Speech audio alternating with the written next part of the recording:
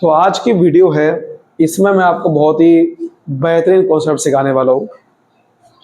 आज मैं बात करने वाला हूँ वैल्यू एडिड मेथड की, बहुत ही इजी तरीके से। वैल्यू एडिड मेथड, ठीक है। तो वैल्यू एडिड मेथड क्या होता है? देखिए, वैल्यू एडिड का पहले मतलब क्या होता है, एक चीज पहले बताता हूँ। जैसे कि कोई प्रोड्यूसर ये सामान को बनाता है, ठीक है। एक प्रोड्यूसर ए है और एक प्रोड्यूसर बी है। अब इसने मान लो सामान को सेल करा 2000 रुपये में, ठीक है। और सामान को बेचने के लिए जो कॉस्ट लगती है, सामान को बनाने के लिए जो कॉस्ट लगती है, उसे इंटरमीडिएट कंजम्पशन बोलते हैं, या इंटरमीडिएट गुड्स पे जो खर्चा होता है। यानी कि सामान को बनाने के लिए जो पीछे से सामान खरीदा था आपने, वो इंटरमीडिएट गुड्स होता है। तो जो भी सामान को बनाने के लिए खर्चा हुआ सब इसमें आएगा। मान लो सामान को बनाने का खर्चा 1000 रुपये हुआ, तो जब मैं इसको इसमें से माइनस कर दूंगा तो मेरे पास वैल्यू एडिड आ जाएगा। तो वैल्यू एडिड का मतलब ये होता है कि आपने सामान में कितनी वैल्यू ऐड करी है, यानी कि सामान को जो बेचा, वो एक्चुअल में बेचने के टाइम पे आपने देश के अंदर कितनी वैल्यू ऐड करी। यानी कि जो पीछे से खरीदा वो तो माइनस कर दो, अपनी कितनी वैल्यू ऐड करी। इसका मतलब आपने 1000 का सामान खरीद के 1000 रुपए की वैल्यू ऐड कर दी है। 2000 का सामान बेचा ना आपने, जो जो प्रॉफिट ऐड करा है ना, वही वैल्यू एडिड होता है। मान लो जैसे प्रोड्यूसर बी है, अब इसने ये सामान प्रोड्यूसर बी को बेचा, तो प्रोड्यूसर बी को बेचा ना, तो इसके लिए प्रोड्यूसर बी के लिए कौन सा खर्चा बन जाएगा? इंटरमीडिएट कंजम्पशन बन जाएगा। इंटरमीडिएट कंजम्पशन कि प्रोड्यूसर बी ने मान लो यही 2000 रुपए का सामान प्रोड्यूसर ए से खरीदा, और फिर प्रोड्यूसर बी ने आगे जो बेचा वो मान लो 3000 रुपए का बेचा। समझ आ रही बात? अच्छा, अगर प्रोड्यूसर बी ने 3000 रुपए का बेचा और 2000 का खरीदा था, तो कितनी वैल्यू ऐड करी सर? 1000 रुपए। तो ये क्या हो गया? Value added. समझ गए? ऐसे कई सारे वैल्यू एडिड होते हैं हमारे देश में। कई सारे प्रोड्यूसर होते हैं जो सामान को किसी से खरीदते हैं फिर आगे बेचते हैं, किसी से खरीदते हैं जो आगे बेचते हैं। अब जिससे खरीद रहे हैं वो इंटरमीडिएट गुड्स बन जाएगा, और जो बेच रहा है वो उसके लिए सेल बन जाएगा। ऐसे कई सारे होते हैं। तो अगर मैं पूरे देश की जितनी भी वैल्यू एडिड है, वैल्यू एडिड को डिनोट कैसे करते हैं, अब ध्यान समझना। वैल्यू एडिड को डिनोट करते हैं, हम लिखते हैं gross value added eight market price. जो वैल्यू एडिड होती है वो कौन से प्राइस पे होती है? Market price. मार्केट प्राइस कौन सा प्राइस होता है? जिसमें टैक्स इंक्लूड होता है। मार्केट प्राइस वो प्राइस होता है जिसके अंदर फैक्टर कॉस्ट तो इंक्लूड होती है, सामान को बनाने की लागत प्लस NIT मतलब नेट इनडायरेक्ट टैक्स, कि आपने जो MRP में जो टैक्सेस इंक्लूड होते हैं ना, ये MRP होता है, इसे बोलते हैं मार्केट प्राइस। तो gross value added eight market price बोलते हैं। ग्रॉस का मतलब क्या होता है? इसमें डेप्रिसिएशन माइनस नहीं हुआ। तो उसको डिनोट कैसे करेंगे? GVA at MP। समझ आ रही बात? अगर मैं पूरे देश का जितने भी वैल्यू एडिड है, देखो वैल्यू एडिड को डिनोट कैसे करेंगे, क्योंकि वैल्यू एडिड जो प्राइस चीज होती है वो कहां से आती है? वो मार्केट प्राइस पे होती है, ग्रॉस होती है, इसलिए हम इसका डिनोट करते हैं। अगर मैं पूरे देश की वैल्यू एडिड प्लस कर दूं, यानी कि sum of gross value added of all the sectors, जितने भी हमारे देश में जितने भी प्रोड्यूसर है, जितने भी सारे सेक्टर्स है, उनके सारे वैल्यू एडिड प्लस कर दूं, तो मैं कहां तक पहुंच जाऊंगा? मैं देश के अंदर GDP तक पहुंच जाऊंगा। तो अगर मुझे देश के अंदर GDP निकालनी है, gross domestic product at market price, वो निकालना है, तो वो कैसे निकाल पाऊंगा? सारी वैल्यू एडिड प्लस कर देंगे आप। तो वैल्यू एडिड और GDP में ज्यादा कोई फर्क है नहीं, बस इतना फर्क है कि वैल्यू एडिड किसी एक प्रोड्यूसर की हो सकती है, GDP पूरे देश की होती है। तो पूरे देश का निकालना है तो सारे वैल्यू एडिड प्लस कर दो, ठीक है। अब देखो इसका फॉर्मूला क्या है? फॉर्मूला क्या बना? इसका फॉर्मूला ये बनेगा GVAFMP, क्योंकि फॉर्मूला वैल्यू एडिड मेथड का जो है वो ये है। वो कैसे निकालेंगे? जितना आपने सामान बेचा उसे बोलते हैं वैल्यू ऑफ आउटपुट, उसमें से माइनस कर दो आप कितने का सामान या सामान को बनाने के लिए जो जो खर्चा हुआ वो माइनस कर दो, उसे क्या बोलते हैं? Intermediate consumption. ध्यान रखना, सामान को बनाने का खर्चा ये नहीं है कि आपने जो पीछे सामान खरीदा। सामान को बनाने का खर्चा ये भी हो सकता है कि आपने इलेक्ट्रिसिटी का बिल कितना दिया, आपने फैक्ट्री का खर्चा कितना करा, आपने फैक्ट्री में लेबर का खर्चा कितना करा, आपने जो कोई अगर CA को हायर करा, मतलब जो भी सामान को बनाने के लिए जो जो खर्चे हुए प्रोडक्शन के, वो सारे आएंगे। तो ये फॉर्मूला बन गया हमारा। इसी को अब हम समझने वाले हैं, अच्छे से समझने वाले हैं। चलिए, जैसे मैंने आपको फॉर्मूला बताया भाई, ये फॉर्मूला है। अब देखो, वैल्यू ऑफ आउटपुट का मतलब क्या हो गया, कितना आपने सामान बेचा। अब सेल भी कई सारे तरीके निकालने के। एक तरीका है कि आपको सेल दे रखी होगी, दूसरा तरीका क्या है कि आपको डोमेस्टिक सेल दे रखी होगी। ध्यान रखना, जब भी आपके सामने क्वेश्चन में डोमेस्टिक सेल यानी कि सिर्फ हमारे देश की सेल आई, तो सिर्फ वो नहीं लेनी, आपको साथ में एक्सपोर्ट भी प्लस करनी। तो डोमेस्टिक सेल तो हमारे देश की सेल होगी, लेकिन जो हमने बाहर सामान बेचा इंडिया के, वो एक्सपोर्ट होगा। तो दोनों प्लस करने हैं। अगर डोमेस्टिक सेल आया तो एक्सपोर्ट भी प्लस करने हैं, खाली सेल लिखा है तो एक्सपोर्ट प्लस नहीं करने हैं। और क्या आ सकता है आपके सामने, आपके सामने ये आ सकता है आउटपुट लिखा हुआ कि कितना आपने सामान बेचा, मतलब कितने यूनिट, कितने पीस सामान बेचा। तो फिर आपको उसको प्राइस से मल्टीप्लाई करना होगा, प्राइस पर यूनिट से। मान लो आपने 1000 पीस बेचे और एक पीस 20 रुपए का है, तो 1000 इंटू 20 कर देना। तो ये तरीका होगा सेल निकालने के। सेल निकालने का ये सारे तरीके हैं, ये ध्यान रखना। उसके बाद कई बार क्या होता है कि हम सामान को बेचते तो है, बट कई बार बिक नहीं पाता कुछ सामान। ऐसा भी तो हो सकता है ना कि जो सामान नहीं बिक पाया वो भी इसमें इंक्लूड करना है। उसे बोलते हैं चेंज इन स्टॉक। क्या बोलते हैं? चेंज इन स्टॉक, या फिर इसे बोलते हैं अनसोल्ड स्टॉक। जो सामान नहीं बिक पाया वो कैसे पता चलेगा? आपको दो चीजें देखनी होगी, क्लोजिंग इन्वेंट्री या क्लोजिंग स्टॉक में से आप ओपनिंग स्टॉक माइनस कर दो। मतलब क्लोजिंग स्टॉक का मतलब हो गया कि साल के एंड में कितना सामान बचा हुआ है, माइनस कर दो कि स्टार्टिंग में कितना खरीदा था। तो आपको समझ में आ जाएगा कि आपने कितना नहीं बेचा। क्लोजिंग स्टॉक होता है कि कितना बचा हुआ है, माइनस कर दो कितना स्टार्टिंग में था, तो आपको समझ में आ जाएगा कि आपके नेट कितना बचा हुआ है सामान। तो ये तरीका होता है कितना सामान बचा हुआ है। एक और होता है कि कई बार हम सामान को हम बेचते नहीं है, हम खुद यूज कर लेते हैं। सामान बनाया, खुद ही यूज कर लिया, वो भी इंक्लूड कर लें। उसे क्या बोलते हैं? उसे बोलते हैं प्रोडक्शन फॉर सेल्फ कंजम्पशन। कि अगर गुड्स, ये खाली गुड्स की बात कर रहे हैं, ध्यान रखना बात, मतलब गुड्स को आपने बनाया और खुद ही यूज कर रहे हो, तो ये भी इसमें इंक्लूड होगा। तो इसमें तीन चीजें आएगी, ध्यान रखना बात, sale, change stock, production for sale consumption. तीनों का मतलब बता दिया मैंने। इसमें मैंने क्या बताया, इसमें कोई पार्ट नहीं है। मैंने क्या बताया, इसका मतलब क्या हो सकता है, आपने कितना सामान खरीदा, परचेज यानी कि रॉ मटेरियल कितना खरीदा आपने सामान को बनाने के लिए, वो भी आएगा। आपने कोई अगर बाहर से कोई सामान इंपोर्ट करा है, ये भी तो खरीद रहे हो, ये भी आएगा।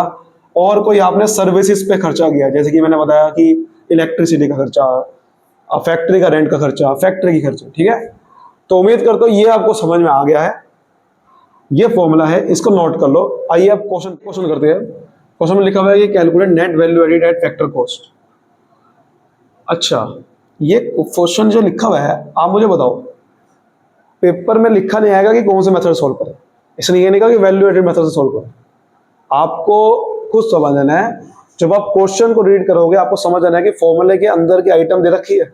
जैसे कि वैल्यू एडेड मेथड में आपको पता है कि सेल्स वगैरह आता है, तो सेल दे रखा है, स्टॉक दे रखा है। आप समझ जाना कौन सा मेथड लगेगा, वैल्यू एडेड। क्वेश्चन में कुछ भी कोई पूछे ऊपर, कई बार ये पूछेगा नेशनल इनकम निकालो, कई बार कहेगा ये निकालो, कुछ भी कहे, आपको पहले फॉर्मूला लिख देना, क्योंकि फॉर्मूला लिखने का नंबर है। फॉर्मूला क्या लिखा है, फॉर्मूला क्या लिखेगी, मैंने क्या बताया अभी। फॉर्मूला ये होता है, gross value added at market price is equal to value of output minus intermediate consumption. तो पहले आप फॉर्मूला लिख दो, क्वेश्चन में चाहे कुछ भी पूछे, हमें उससे बताएंगे। अब क्या निकालना है उसको भूल जाओ, पहले फॉर्मूला के अंदर के आइटम देखते हैं कहाँ गया। वैल्यू आउटपुट में क्या क्या आता है, सेल।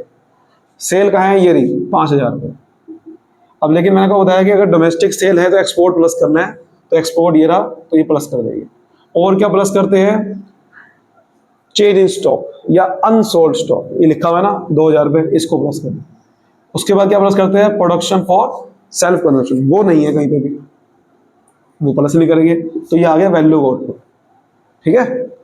माइनस कर देंगे इंटरनल कंजम्पशन। इंटरनल कंजम्पशन क्या है, देखो मैंने बताया ना, परचेज और रॉ मटेरियल, तो ये माइनस कर देंगे। तो इसको सोल्व करेंगे तो ये आ गया 8000 रुपये माइनस 500, 7500। लेकिन ये आंसर नहीं है, क्योंकि पूछ क्या रहा है, नेट वैल्यू है। अब आपको कन्वर्जन पता होना चाहिए। जब भी आपको ग्रोस से नेट जाना है तो डेप्रिसिएशन माइनस करना है, और नेट से ग्रोस जाना है तो डेप्रिसिएशन प्लस करना है। अब देखो जैसे मुझे निकालना क्या है, नेट वैल्यू एडिड, यहाँ लिखेंगे क्या निकालना है, net value added eight factor cost, जो निकालना है वो दे लिखेंगे और जो दे रखा है हमें वो यहाँ लिखेंगे। अब मुझे कन्वर्ट करना है, जैसे ग्रोस है यहाँ नेट है, तो ग्रोस से नेट बनाना है, तो ग्रोस से नेट बनाना है तो डेप्रिसिएशन माइनस करेंगे, वीए का वीए है, एमपी से एफसी बनाना है मुझे। अब अगर ये ध्यान रखना, जब भी एमपी से एफसी बनाना हो तो एनआईटी माइनस करते हैं, और एफसी से एमपी बनाना हो तो एनआईटी प्लस करते हैं, तो एनआईटी माइनस करेंगे यहाँ, ठीक है। अब देखो ये वैल्यू हमने निकाल ली है, 7500 आ गई, ये लिख दी।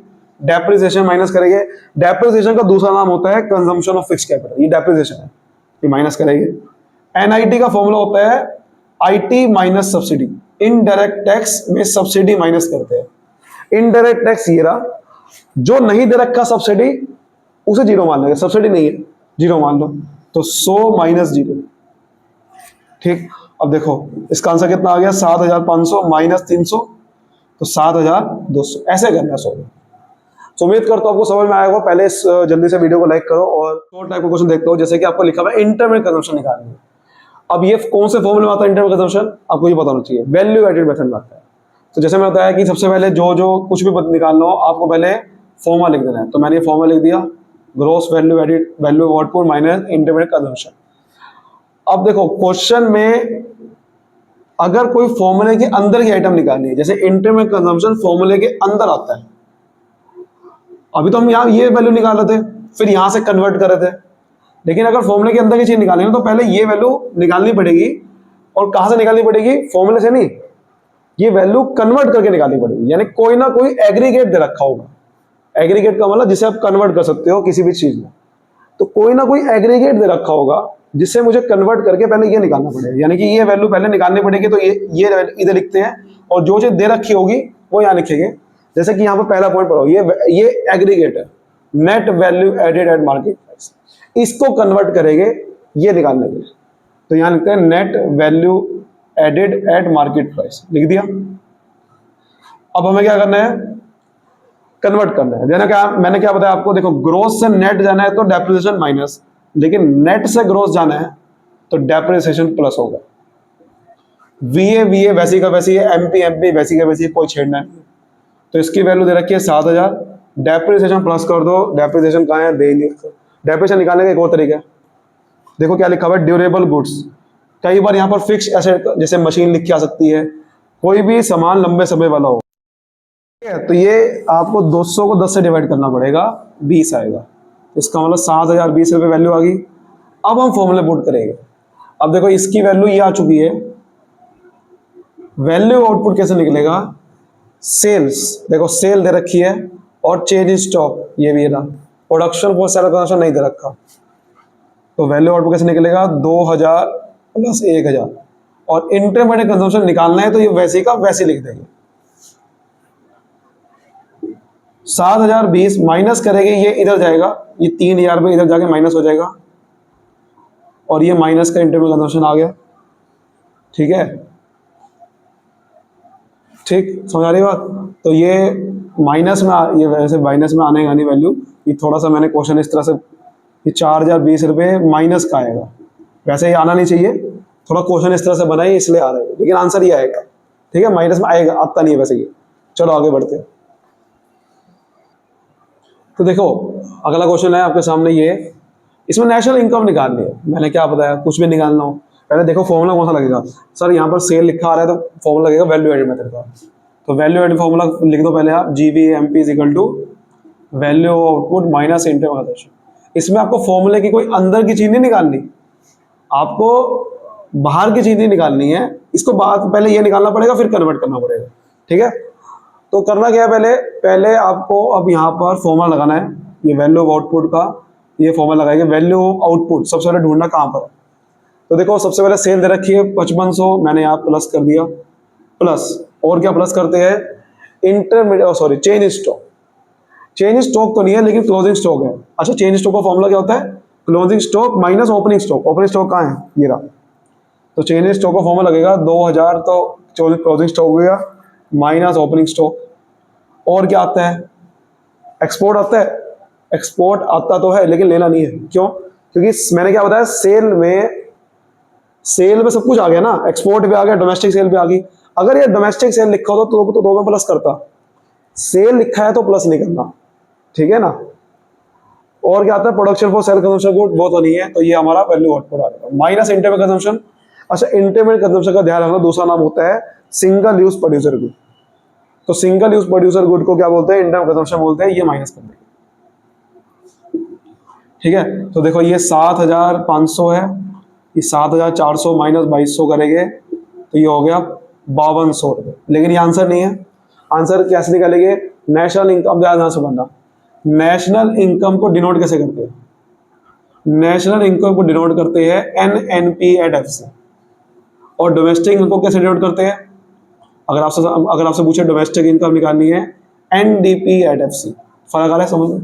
तो आपको निकालना क्या है, जो निकालना है वो तो लिखो NNP/F से इक्वल टू दे क्या रखा है GVA/M। अब कन्वर्ट करना है, ग्रोस से नेट जाना है, डेप्रिसिएशन माइनस करना है। VA से, VA का मतलब क्या होता है DP, ध्यान रखना पड़ा। देखो अब यहां से, ये मैंने अभी आपको बताया नहीं, देखो ध्यान से, DP और VA एक ही बात है। DP से अगर मुझे NP जाना है, DP से, VA DP है, DP से NP जाना है तो NFIA प्लस करना है। डोमेस्टिक प्रोडक्ट से नेशनल प्रोडक्ट जाना है, NFIA प्लस करना है। और अगर उल्टा जाना है तो NFIA माइनस करना है। यहां तो DP से NP जाना है, NFIA क्या करना है, प्लस करना है,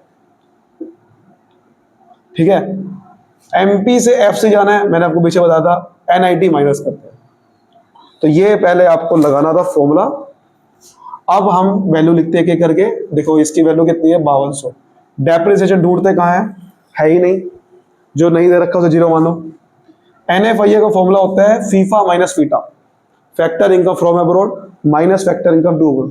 देखो यहाँ तो सीधा दे रखा है NFIA फुल फॉर्म क्या होता है, net factor income from abroad. तो NFIA है, ये NFIA कहते हैं, यही वैल्यू लिख देंगे, माइनस का 50 लिखा है, माइनस का 50, net factor income from abroad लिखा हुआ ना। फिर NIT का फॉर्मूला होता है इनडायरेक्ट टैक्स माइनस सब्सिडी।